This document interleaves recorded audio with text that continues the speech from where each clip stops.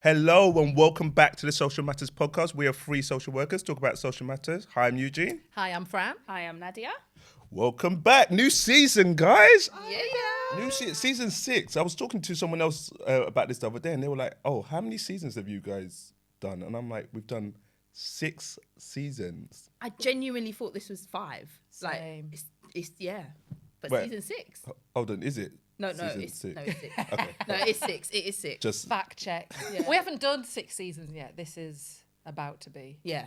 what? We said we've done 6 seasons. No, we're on our 6th season. Yeah, but we're not there yet. This is the start of it. All right, This is technicalities. the start of it. Technicalities. But yeah, new environments, new place, new studios. We thought, you know what, 6th season, let's switch it up a bit. People are asking to see some of our faces. The blurry pictures on my Nokia 3210 is not enough for Instagram posts. So we're like, let's drop it. Let's drop it in the studio and let's record in the studio. So this season's going to be like some of our episodes we're going to do in here, and some we're going to still record on Zoom and stuff. But it's good to see you guys in the studio sitting. Yeah, loving it. It's cool, isn't it? It's Yeah. a Yeah. really cool. Like I'm trying to be cool, but I'm like so like hyped up about us being like this. It's just really great. I'm loving it. I feel a bit like, a bit VIP. And I love that you were like new studio because we haven't actually had a studio. The studio's been our like Nadia's spare room previously. Oh so- yeah, but we've upgraded. First of all, we were in my 2-bedroom flat, and then we were like, "Nah, let's go to Nadia's house where we actually got food. You guys got takeaway. Remember when you used to eat takeaway off my workout bench? That's my hospitality." And then Nads gives us like food for 2 courses on the table. Can I just shout out? It's usually my husband Robbie that's cooking. Like, so shout out to Robbie for like Yeah. sustaining us. Yeah, I didn't want to call you out. I knew it was Robbie, but people watching and everything. But yeah, and now we've upgraded, and now we're in the studio with no food. Oh. We haven't eaten since. No, but we're not allowed to eat and record, and it's problematic. Oh, because of my loud chewing. I mean, I don't want to say, but like, yeah. Yeah. When you named that in your room 101, and I was like, she's talking about me. She's talking about me. I'm so tuned to it now, but I can't. I need to rewire my loud chewing brain.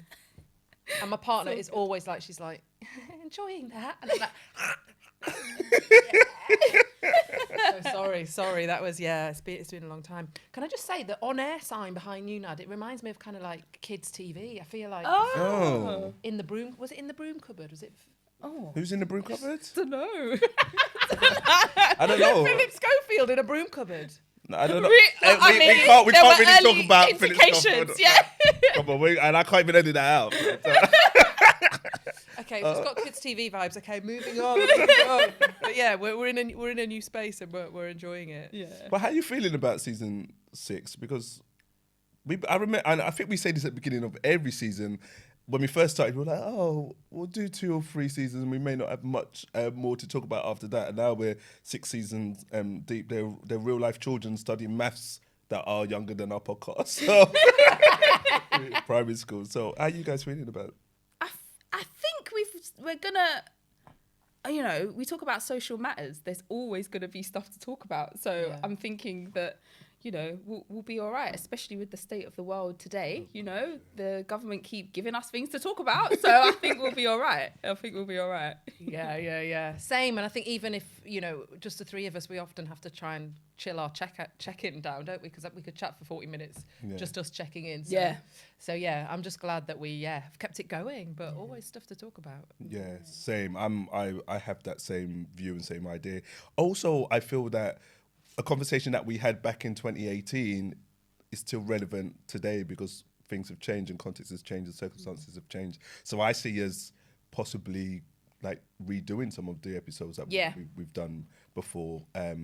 Because when we talked about poverty, 2 or 3 seasons ago, it's a different context now because of the cost of living crisis. I saw a Instagram video the other day of a food bank in somewhere in northwest London, and the queue literally went back miles. And it's just, and it's not the old and kind of stereotypical idea of people going to a food bank literally destitute and can't find any sort of money. It's fully working people looking for second and third jobs in order to sustain their families and themselves. So I think these conversations are always necessary. And like you said, Nads, this government keeps giving us stuff to talk about. Even, oh my God, even just the past week with the conservative, what do they call it? The conference thing.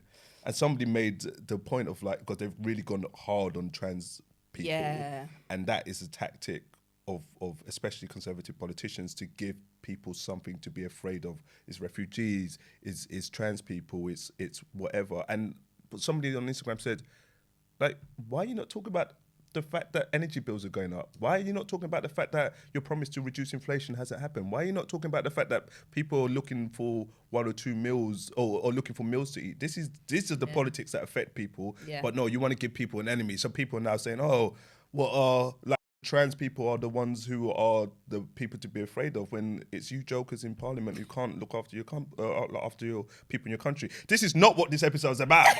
I'm getting really angry now. So hard, isn't it, with the Tories? Because it is that balance of like not wanting to give them airtime, but my goodness, like, oh yeah, like Suella Braverman, Room 101, and lock the door and throw away the key, like awfulness. But it's their tactics, isn't it? As you said, like scaremongering, fearmongering, light fires everywhere else, so that they can kind of avoid people challenging them on their awful kind of politics. But yeah.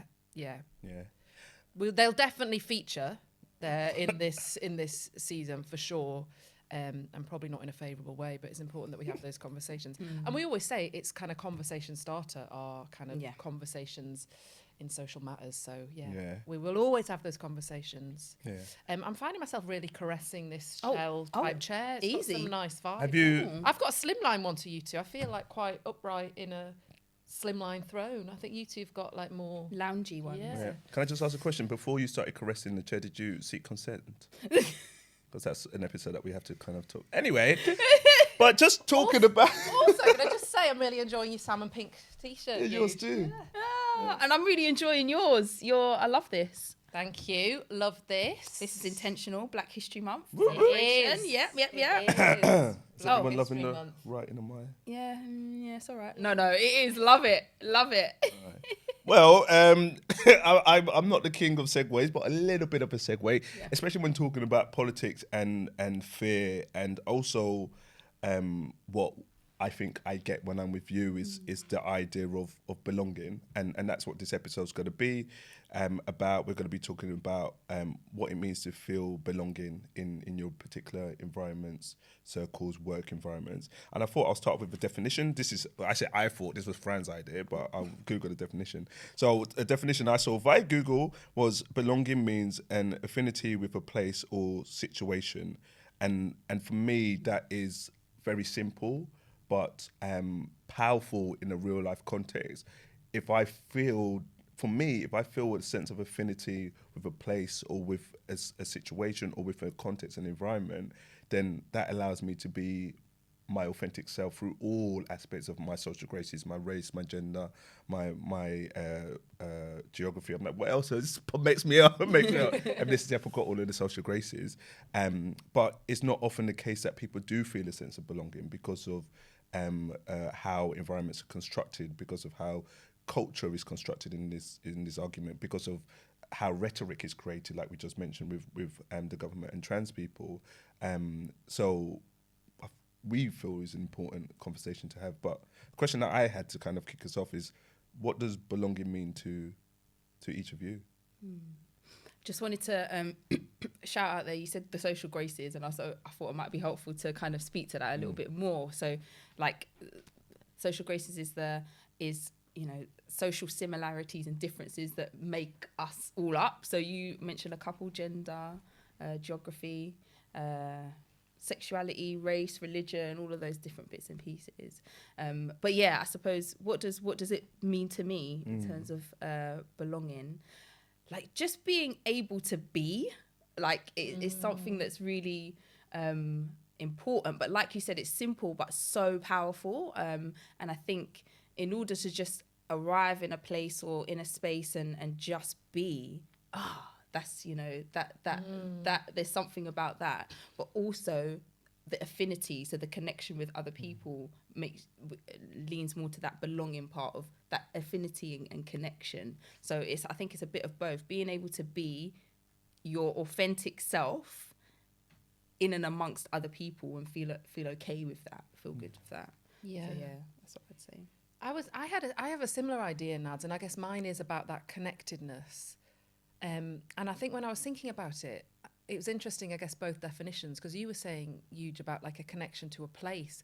And I think when I was thinking about it, I was like, does it need to be, is it social connectedness? Because we are social beings, and that kind of like innate kind of drive to be connected to other people. Or could it be to a place? Does it have to be like a human? Like, could you feel like a sense of belonging in like nature?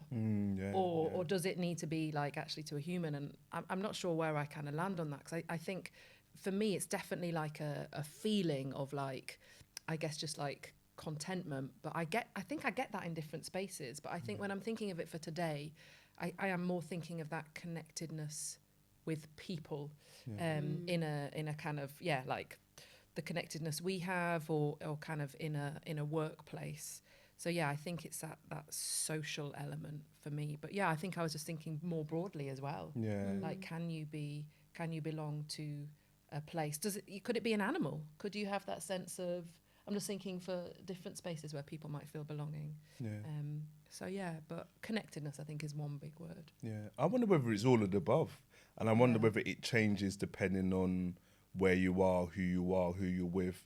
Because I very much have like heard and spoken to a lot of people who feel more their authentic self when they're in nature, and have more connectivity with nature than they do with humans and they do with people. And it's interesting listening to both of you. It's kind of expanding my kind of understanding, or what I understand belonging to mean to me.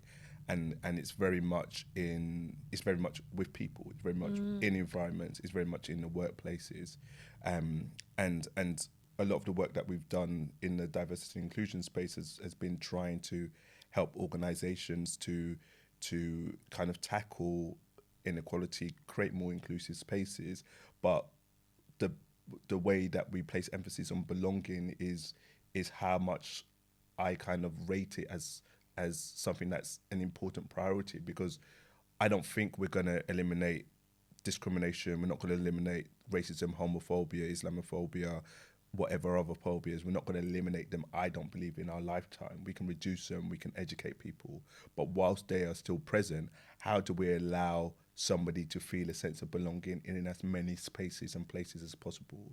What are people what's the CEO of a company doing? What's the manager of your local team? What are your friends doing to make you feel that you can navigate all of those spaces and feel that you can be an element of your authentic self? I think the current nature of structural and systemic discrimination means that people don't always feel they can be their authentic selves in all environments. They don't always feel a sense of belonging. And it serves a purpose. It serves a purpose to divide and conquer. So yeah, I've very much kind of held the notion of belonging connected with people and places, but as in places where people are, but nature maybe. Yeah. Because if you don't find that sense of belonging amongst people, amongst workplaces, but nature doesn't judge you. Like the tree's not going to come and say, like, I don't like you. What is that top you're wearing? Yeah, because I guess the reason I was thinking about that was like, I feel it in my flat. Like, my flat is a bit of a sanctuary, and there's nowhere you're going to be your more authentic self often than in your home. And I was like, I definitely get that, when I walk into my flat, that sense of belonging and authenticity. But maybe that deeper connectedness comes from being with other people. And as you said, like the kind of diversity and inclusion work that we do at Social Matters in terms of training and consultancy, I think a lot of the thing we really focus on and that is often missing is that belonging. It's often diversity and inclusion, but belonging is the it's more hard to measure. It's like, it's a feeling, isn't it? And I suppose off the back of that, I was thinking, I guess, to open it up in terms of where you felt to try and like, because it's going to be different for everybody, isn't it? That feeling and what people need to feel belonging. But yeah, what spaces have you felt that sense of belonging, and what was the magic ingredient? Yeah. So a few things. I was just thinking, that debate or point about like feeling connected to spaces and stuff. I think for me, if I'm going into nature or going home or whatever, and you said the word sanctuary, there is something about almost recharging in that space to then go and connect again. So, but you know, again, also in nature, there is something about being connected to the vastness of, you know, creation and the universe and the world. So there's, I suppose, there's the connection of that, but it just made me think about, I suppose, different parts of self, like and different needs at different times, to then be able to kind of, feel a sense of belonging. But your question about where do I most feel a sense of belonging, like, I think you both know I'm a bit of a raver, so I love dancing. I love to. I thought you were sitting in the corner of the dance floor. I love it. I'm that person. I'm the party starter. I'll get out. A beat comes. First I'm one there. dancing. Yeah. Last one dancing. Yeah. All of Van that. in hand, I've seen. Yeah. All of that. Dress hitched up. I went out recently, and I actually ripped my dress because I was just having such a great time. So yeah, it's a problem. I need to take it to my mum. Mumsy, can you come stitch it up for me? Anyway, but that thing of like belonging in a space where there's like a music, like there's a tune, there's music, and there's like full expression and connectivity in that way. That's something that I was thinking about when I go to like a certain place and a certain type of music is playing and we're all kind of singing it and we're all kind of doing the same move and we're all connected in that way. There's something powerful about that and feeling like a sense of belonging and connection. I am with you on that. Oh, you've just taken me back like to so many like euphoric recall in like clubs, raves. No, but they say for some people that is their religion, and there is that, and that is that connection of like looking, smiling at someone, dancing with someone, being in that space and almost like flow. Yes. Talk about that flow, but there's flow when you're dancing and you're absolutely like when a certain. I want to go raving now. Let's go. But like when a certain beat drops and it's like everyone knows what time it is. That's the move we're doing, or that's the way we're going. That's the way we're stepping. Like, there's something powerful in that, I think. Yeah. And it's just making me think of what are those tunes and when we've all been out Heartless, when the Heartless comes on, or gigs talking the hardest, the London national anthem, talking the hardest, gigs better come on. I'm not even taking that out. You're just like, what opportunity can I get to sing around. Sorry, listeners, for my awful voice. But what you were both saying around sense of belonging, I think music, people, places, and for me, it changes depending on the context I'm in or who I'm with. This afternoon, I'm going to watch Arsenal versus Man City at the Emirates Stadium, and just when you walk City. Sorry. Oh wow! Wow! That look. Oh my God! I'm hurt, Granny. Come on, the Arsenal. Oh my God! If Arsenal lose, I'm blaming you. You're an Arsenal fan. You know I'm an Arsenal fan. No. I just like to do my Mancunian accent badly. Moving on. Moving on. Yeah. When that was something. It's all right. Isn't it? You know what I said about belonging? I don't feel it. I was like, that backfired. But yeah, if I'm going to the Arsenal game, I think from the moment getting onto the train, seeing all of the other Arsenal shirts, being in the stadium, everyone singing in unison, like talking to people that I like, just strangers that I wouldn't talk to on a normal day. That aspect of my identity, I feel a sense of belonging when I'm there in the Arsenal stadium. But I think music is also a big thing for me.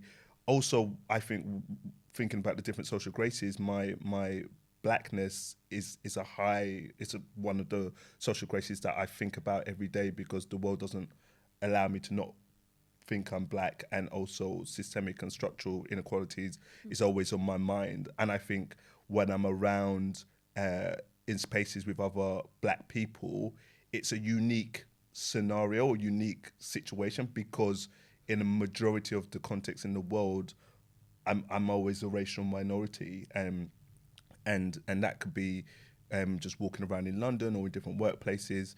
And it's not often, it does happen, but it's not often where I'm a racial majority. So I think I get that extra kind of buzz and feeling. And shout out to Ben and Lindsay from Power the Fight and Professor Carleen Furman, because they hosted a event over the last weekend that Nads and I were invited to for black professionals working in the sector, working with young black people, and it's around celebrating the work we do, but also thinking about how we can collectively come together to kind of help the young kids. And that's, I had a feeling, and I don't know, Naj, you can speak to it, I had the feeling that I haven't had before, not only in the sense of being not a racial minority, being around other black people, but being around other black people who are all geared towards the same thing, have similar values. I was like occasionally overwhelmed in that situation and in that space. And I think that shows the power of having spaces where people feel a sense of belonging, because there I don't have to think about any aspects of my identity. I was 100% my authentic self, although there are people that I only met like for 2 days or a day and a half. And we talked a lot about the village and the village raising children and community. And I think that kind of stereotypical African village is what I have in my mind as having a sense of belonging, and that replicated in Western culture's environment. Yeah, just to say that it was at that event that I ripped my dress, because I didn't want to say it. And that's all right. basically, I was sitting down having a break from the 3-hour rave, and Nad's come to you, be up to me like, you just ripped my dress. I'm like, yeah, cool story, bro. What am I meant to say? I know, when I spoke to you the next day, I was like, how is it? And you just like, I think there's going to be some tired people. Yeah. Sounds like a good, but I guess just trying to capture some of the things that was like reflecting on and what gives us that. I guess there's one about that like shared interest with that music, because equally, if you go into a space that isn't your music, how much do you feel like you don't belong? 100. So I guess it's also, there's something in that, but also I guess that representation and people that kind of look like you or share similar social graces as well, isn't there? That kind of give that connectedness as well. Yeah, it was. You're right, Eugene. It was such a powerful thing to be in a space and connect with other kind of black professionals and workers, practitioners in the space. And I think that something that I definitely took from that was just even like the nuances of like the things that aren't necessarily conscious or aren't necessarily you give thought to, that actually when thought is given to it, like it does really kind of create beautiful spaces where people are able to kind of be their authentic self. So there's something about how can we think about the ways in which everybody feels connected and able to be themselves, because that was something really, really special. Really, really special. Definitely. Yeah. And I was also thinking about us here, like in our group, like here, what we've got here, we can, at least like I said, I don't know about you guys, you might be like, nah mate, you got it all right. But I feel genuinely I could be my authentic self with you guys, and we've got so many different aspects of difference and similarity between us as a group, that I don't feel a way about talking about my faith or religion or what my hair's doing today or like what's happening for me, and I think that's that sense of belonging that I have with you guys. I recognize it's very special, and I recognize the importance of it for me in my life. So big love. I can say that I agree with that. Throwing your question back at you, Fran, I was wondering what about from your perspective, because we kind of talked about it from our racial identity, but what about you? In terms of where I felt that sense of belonging or what I need. Beside the music. I guess relating to aspects of my identity, my queerness, and I think when you were speaking about kind of being in a kind of black space last weekend, I was thinking about, I guess the challenge if you don't feel you can be your full authentic self, what that does to you, it can kind of chip away. And I think we will have all been in spaces, and I'm going to carry on with the music analogy, but if you're in a music space that isn't your bag, you can tolerate it. Yeah. Like I'll tolerate the line dancing, but I might just be like, okay, I kind of need to get out of here.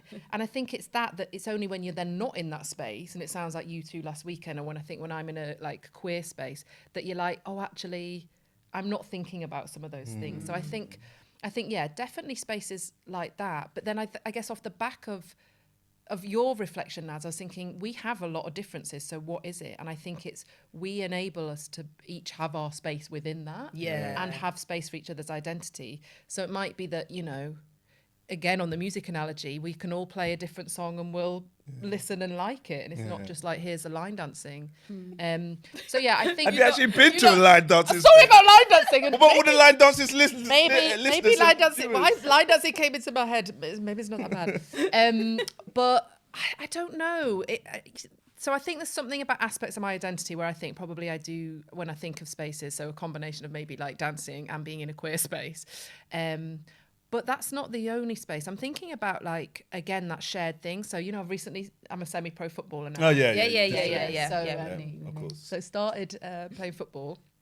And I go in hard at stuff, don't I? People are like, oh, you're still doing your dancing, Fran? Are you still doing this? Because I'm like Franny extracurricular. But I started playing football in April, and now I play 4 times a week and think I'm semi-pro. But there's something about that is a community, and that's kind of women, trans, non-binary, people in that space. So differences in terms of identity, different in terms of race and gender, but that I feel a sense of belonging there, because that's back to that like shared goal for me to get a goal by the age of 50. I mean, everybody's invested in this. I've actually upped it to get 1 times goal by the age of 60, because I thought that 50 was putting too much pressure on myself. So What? I haven't You got so goal. much time, though. Listen, I know, but it's not going in. I told you before, like, I played football for 10 years and I scored like 3 goals, and one of them was a penalty. I was a defender, and one of them was another one was a scuffed shot, and then everyone else, like, so it's not about the goals, it's about what you contribute to the team. No, but I'm not a defender. Oh. I don't even know what I am. It was so funny in the game. Sorry, last week it was on the line 3 times. I mean, it's getting a joke now. But sorry, back to the purpose of the conversation. But I feel a sense of belonging there that's from that kind of shared space, shared kind of sense of community as well. Yeah, and it's just making me, like, the comments around the event we went to, you talking about your football, the music in the club, is kind of making me think about how does a sense of belonging, or how does a safe space get created, and just placing emphasis on people who are leaders of team, who are managers, is that for me it's not the case that we can always find that similarity. We have to kind of go to that to find that racial similarity or that similarity around sexual orientation, or different aspects of identity. We go and find that in our personal life, but in workspaces we can't always find like a team that are all black people, all queer people, for example, all women or whatever. But with the club and music kind of description, with what happened last weekend with your football team, there's a leader that started that off. There's the DJ that says, I'm going to play this music to make sure people feel a sense of belonging. And for me, when I'm thinking about belonging, I'm thinking about how do people create these spaces where people can feel a sense of belonging. It's what leaders do and what leaders allow. So thinking about the individuals, what questions you ask people, how you kind of celebrate all kind of celebrations, how you talk about things openly can allow people to feel that. Yeah, and I think something that I think is so important is this idea of co-creating spaces and collaboration and feedback, because, you know, even with the DJ might play a certain tune. If it's a dead tune, he's got to get some feedback, because the crowd will be like, nah, let me... Mads isn't ripping a dress for that one. I'm like, oh, this one, really? But that, you know, that idea of putting something out there, using that feedback, recalibrating, and then going at it again. So, but yeah, the importance of co-creating spaces, because leaders or one might have an idea about this is exactly what is needed and how it should go, and actually it doesn't work. So yeah, the importance of feedback and using it and putting it out there, and then getting stuff back. I like that, and how you kind of create that. And I think I'm thinking particularly in a workspace, I'm thinking a lot of us have given examples, I guess where we feel that sense of belonging, and it's in our outside of work, isn't it, where I guess we have more choice. Like, I'm not going to go to the line dancing night because that might not be my thing. Come, let's go line dancing. I know. I'm like actually. I don't know if I could. I'm like actually, but I guess you have a level of autonomy, but sometimes in the workspace you don't. You know, you go into that space and, you know, thinking about those things, those factors that impact how much you feel that sense of belonging. So. I think thinking about the workspace, what do you think are the barriers and challenges? Hey, You just literally stole mine. Go on. But no, I'm go on. thinking Good like, question. what do you think they are? Because I think, like you say, like we're thinking about spaces that we will choose to go into or not based on our identity. Yeah. What do you think they are? Is like that's a really good question, one that I had in my head, but Fran beat me to it. But I think one of the major barriers for me is accountability. So I feel that we live in a system where measures of success are quantitative and people are accountable to the quantitative measures. So, for example, with regards to social work, easy, friend. With regards to social work, people are accountable to what Ofsted say is good social work, what Ofsted says is outstanding social work. So those quantitative measures, how many times supervision is recorded, what does this look like, what does that look like? In organisations that may be charity sectors, about how much money you raise for the charity. In the corporate sectors, about how much sales you make or whatever. There are not, to my knowledge, there are not as many, if in some organisations, if at all,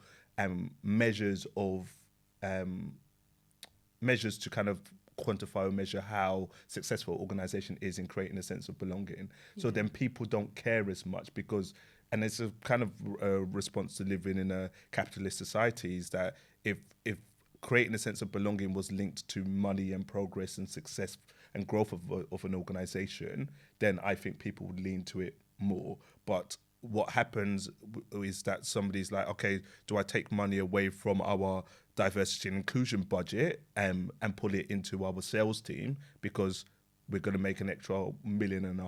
I'm going to do that because I'm accountable to my managers, to the people I pay, whatever. So I think that's one of many kind of barriers. The other one is people just don't care enough. Yeah, and it you know, there's so much research on how it improves sense of kind of well-being and staff retention, but yeah, I don't think enough attention is paid to it. I'm thinking about myself and like what it is that I find like in the workspace, and it is about like your people. And sometimes if I go into the office and my people aren't there, and my people are varied in terms of the social graces, but I went in a couple of weeks ago and there was nobody, you know, and I was like, so that like, what is it? And do you know what I found is more of a recent one that is a barrier for me is the social grace of age. Because a lot of people are probably half my age in my office now.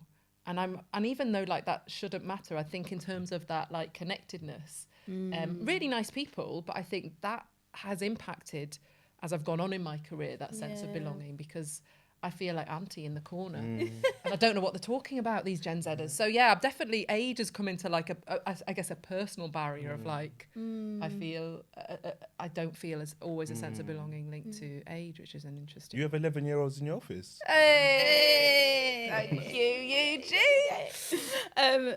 I suppose for me, if in the work context, you know, the other added layer is that it's your work, like it's how you earn your money, and if there is maybe people don't, if there isn't that kind of sense of belonging or safety, even if people feel a way to kind of raise, oh, you know what, like, can we think about changing this or doing this, does that then set something up for you in your workplace that means maybe, you know, you end up losing your job? That's quite dramatic, but I suppose that layer of like there's a risk there to your livelihood or to how you earn money if you're the one that's like raising noise or whatever. So which is why I think it comes back to my thing of like leaders. How do leaders create spaces where people feel able to speak up, feel, you know, a sense of belonging and be interested in what's happening for people? So yeah, I think in terms of the barriers, sometimes it's a bit how will this impact my livelihood, my income? You know, how I'm earning money. Yeah, definitely. I'd agree with agree with everything that everyone says. I think you said it, Fran. The idea of this kind of podcast being a conversation starter, because I feel that I can talk about this forever. But I wanted to kind of like bring us back and think about, as we get to the end of this episode, from the conversation we've had, what is kind of one thing that you're taking away or you want people to take away from this discussion? I would say the thing of co-creating and collaboration. How might people, especially people in spaces of influence, maybe leaders, think about putting it on the agenda? I need to check out with people where they are, how they're feeling in the space, and create spaces where people feel able to contribute and give you feedback and do something with that feedback. You know, I think there's often a lot of, let's get feedback, let's see what the vibe is, and then nothing comes of it. Create a space, get some feedback, try and collaborate with the people that you're working with in order to kind of create spaces where people feel that they belong. Because like you say, that sense of belonging, you know, it's actually loads of research about the productivity and the benefits to the organisation when people have that. So yeah, that's what I'd say. Yeah.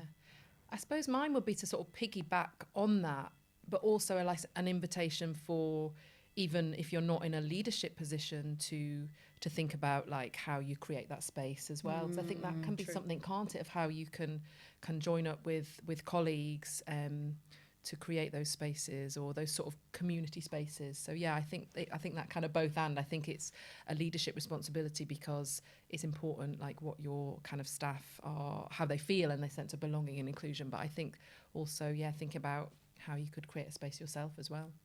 Yeah, and I guess my one is finding your people, or finding what gives you that recharge. And you mentioned earlier, Nads, because I think it would take time for organisations and people to kind of really connect with this idea of creating a sense of belonging, because of all of the kind of things that we said around barriers.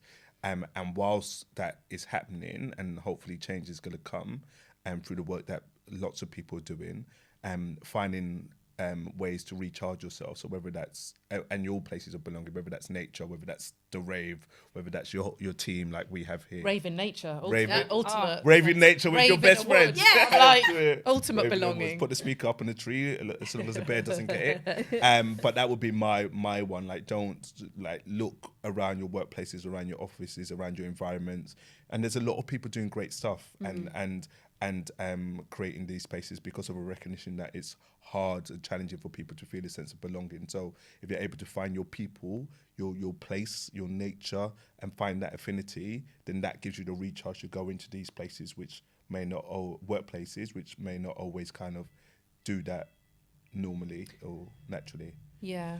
I really like that. And just a reminder that it is important. And I guess if you're feeling that you don't belong, like, actually don't ignore that. Like, it's really important for our well-being and our mental health. So I guess, yeah, thinking about how you recharge, how you do find your people, how you create that space, and not to think, oh, it's just how it is, because it shouldn't be. Yeah. But also, I guess, off the back of that, how we can all support that within a space, like be allies to others, because it's also like, it's a community response, not just for our sense of belonging, but if you see someone in the office, how we bring people in as well. I think there is that kind of group response. It's not just about, making sure I belong.